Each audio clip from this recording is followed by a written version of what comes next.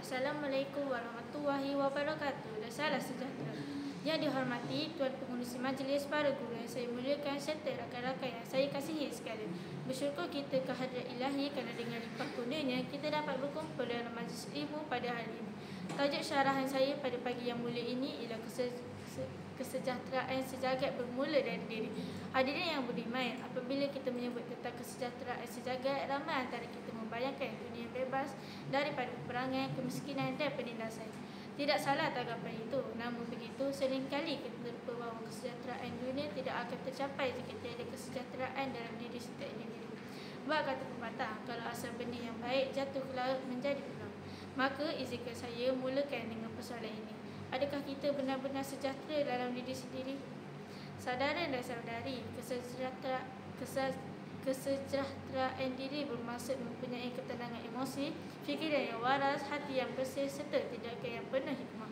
Individu yang sejahtera akan menjadi manusia yang positif, penyayang dan penyumbang kepada keharmonian sekelilingnya.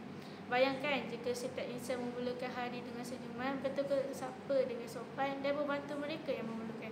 Bukankah dunia akan menjadi tempat yang lebih baik?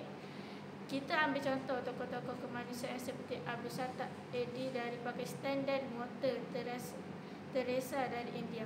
Mereka bukanlah pemimpin negara, bukan juga jutawan, tetapi mereka menjadi pencetus kesejahteraan sejagat dengan bermula daripada hati yang ikhlas membantu orang lain. Sifat empati dan kasih sayang dalam diri mereka melimpah dan memberi manfaat kepada ribuan manusia. Hadirin sekalian, dalam dunia yang serba moden ini, kita semakin apa akan nilai-nilai murni kita, cepat marah, mudah melata dan bersangka buruk. Media sosial menjadi gelanggang cacian, bukannya tempat menyebarkan inspirasi. Kita lupa bahawa satu-satu kata boleh membina tetapi juga boleh menghancurkan. Maka di sinilah letaknya peranan kita untuk kembali menilai dan memperbaiki diri. Kita mesti menanam nilai sabar, hormat, jujur dan kasih sayang dalam kehidupan seharian. Saya ingin berkongsi sebuah kisah kecil tetapi bermakna.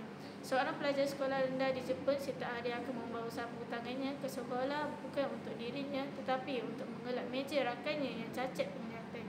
Tindakan kecil ini bukan sahaja memberi keselesaan kepada rakannya, malah menyentuh hati seluruh sekolah. Inilah contoh kesejahteraan yang bermula dari diri menjadi kasih sejagat. Tuan-tuan dan puan-puan, untuk mencapai kesejahteraan sejagat kita tidak perlukan kuasa besar, tidak juga perlu menunggu arahan dari pemimpin dunia. Apa yang kita perlukan ialah kesedaran dan tindakan. Mulakan dengan senyuman, bantu sesiapa yang memerlukan, maafkan kesalahan orang lain dan hormati setiap insan yang tanpa mengira agama, bangsa atau latar belakang. Saya ingin menutup syarahan ini dengan sepotong hadis Rasulullah SAW yang bermaksud tidak sempurna iman seseorang kamu sehingga dia mengasihi saudaranya bagaimana dia mengasihi dirinya sendiri. Riwayat Al-Bukhari dan Muslim.